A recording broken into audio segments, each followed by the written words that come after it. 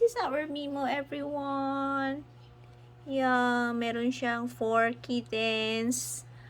Ilan lang nandito, Mimo? Only one. Yung black and white.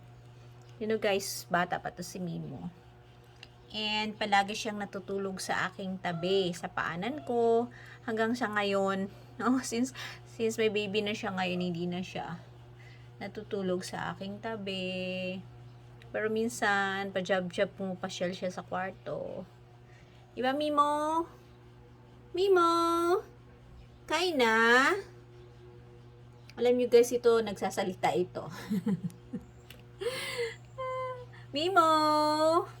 Kain na? You want fish? Fish! Mimo, fish da! You like fish da, Mimo? Meow! Meow! Grabe ang baby niya, oh. Tignan nyo guys.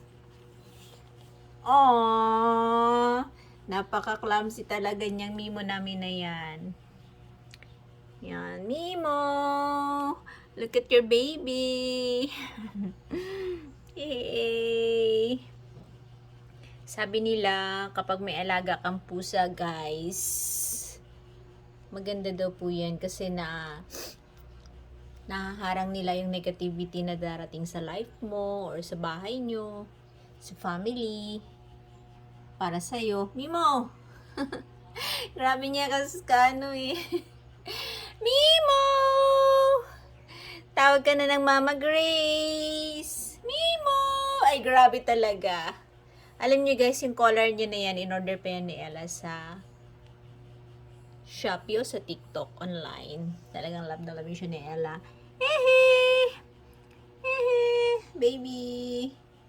Okay, talagang sleeping talaga si Mimo namin. So, balik na lang tayo mamaya.